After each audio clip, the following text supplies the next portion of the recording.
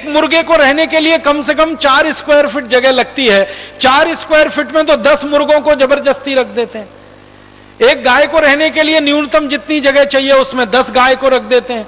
एक भेड़ को रहने के लिए, बकरे को रहने के लिए जितनी जगह चाहिए उसमें 10 गुने ज्यादा रख देते हैं। तो जानवर हमेशा तनाव में रहते हैं क्योंकि जगह कम होती है उनको रहने के लिए। आप ही एक इसको रहने की कोशिश करके देखिए कभी। एक कमरा है जिसमें एक व्यक्ति आसानी से रह सकता है, उसमें 10 लोग रहना शुरू कर दीजिए और लगातार 2, 4, 6 महीने रहकर देख लीजिए, आप अच्छे खासे स्वस्थ आदमी हैं, पागल होने की स्थिति में आप आ जाएंगे। तनाव इतना बढ़ जाएगा, चिड़चिड़ापन आपको इतना बढ़ जाएगा, परेशानियां आपको इतनी बढ़ जाएंगी। तो वो जानवर तो महीनों ऐसे ही रहते हैं, उनको तनाव बहुत होता है।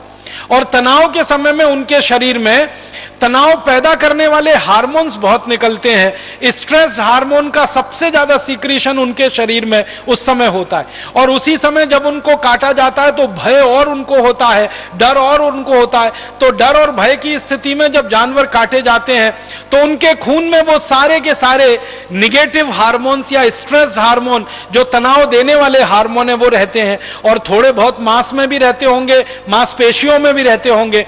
और मांसपेशियां और मांस का ही हिस्सा है जो लोग खाते हैं, तो उनके शरीर में वो सब जाते हैं और उसके कारण तरह तरह की बीमारियां लोगों को होती हैं।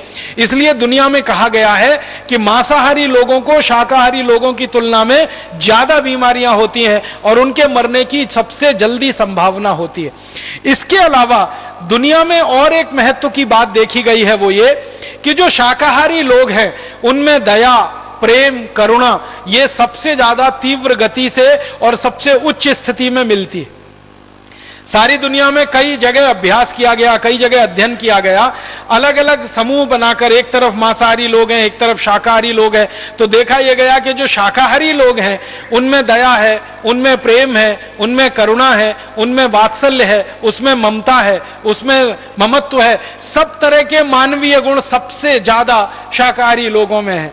और हिंसा है, हिंसा के साथ साथ चोरी, चपाटी, डकैती, बलात्कार की भावना, एक दूसरे को दुष्टता के स्तर पर देखने की भावना, एक दूसरे को नुकसान पहुंचाने की भावना, यह सबसे ज्यादा देखी गई है मांसाहारी लोगों में होती है। और दुनिया में हम देख भी रहे हैं कि इस समय जो हिंसा का सबसे बड़ा दौर चल रहा है पूरी दुनिया में, जहां सबसे ज्यादा हिंसा हो रही है पूरी दुनिया में, आप ध्यान दीजिए, वो सारा का सारा इलाका मांसाहारी लोगों का है। और मांसाहारी लोगों के इलाके में होने वाली जो हिंसा है वो जल्दी खत्म नहीं होती है। 10, 20, 50 साल नहीं, सैकड़ों साल वो हिंसा चलती है और इस हिंसा में से प्रतिहिंसा चलती है और वो पूरा इलाका हमेशा के लिए अशांत और अशांति में डूब जाता है।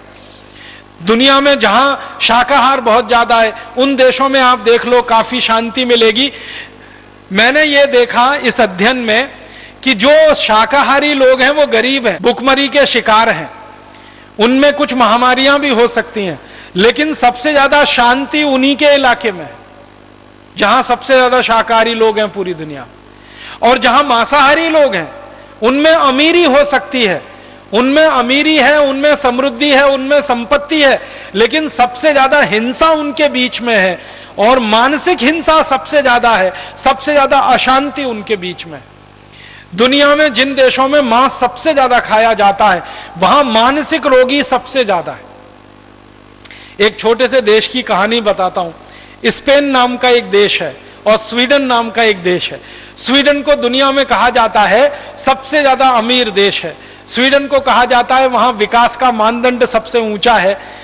परम पूजनीय स्वामी जी थोड़ी देर पहले अपने व्याख्यान में कह रहे थे ना कि संयुक्त राष्ट्र की जो रिपोर्ट बनती है मानवीय विकास की सूचकांक रिपोर्ट, उसमें स्वीडन हमेशा नंबर 1 पर रहता है, भारत हमेशा 136 नंबर पर रहता है। स्वीडन के बारे में कहा जाता है कि वहां के लोगों को कोई दुख नहीं है, कोई तकलीफ नहीं है, कोई परेशानी नहीं है, उनके यहां भ्रष्टाचार नहीं है, उनके यहां मारामारी नहीं है, उनके यहां वगैरह वगैरह बहुत सारे दुख नहीं है। उस स्वीडन के बारे में अभी मैं थोड़ा अभ्यास कर रहा था, यही शाकाहार मांसाहार के हिसाब से।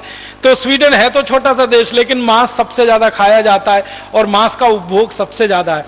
तो स्वीडन के कुछ डॉक्टरों ने और वैज्ञानिकों ने एक अध्ययन किया, वो इस बात के लिए कि स्वीडन की सड़कें दुनिया में सबसे अच्छी हैं, सबसे अच्छी सड़कें हैं पूरी दुनिया में स्वीडन में है। ऐसा कहा जाता है कि स्वीडन की सड़कें हैं वो रबर की सड़कें हैं। जैसे आप रबर की सड़क पर चल रहे हैं तो स्वीडन की सड़कें इतनी अच्छी हैं।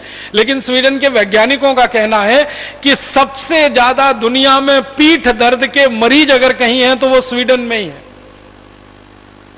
जिनकी सड़कें सबसे अच्छी हैं, जहां पर गाड़ी ऐसे चलती है जैसे पानी में मछली फिसलती हो, वहां के लोगों के पीठ में दर्द क्यों होना चाहिए? भारत जैसे देश की सड़कों के बारे में यह कहा जाए तो समझ में आता है, क्योंकि भारत में तो सड़कें कम है, खड्डे ज्यादा हैं। यहां तो सड़क के बीच में खड्डे नहीं है, खड्डों के बीच में से सड़क निकलती है। यहां के लोगों के पीठ में दर्द हो तो समझ में आता है पूरी दुनिया में सबसे ज्यादा। लेकिन स्वीडन के लोगों के पीठ में सबसे ज्यादा दर्द क्यों है?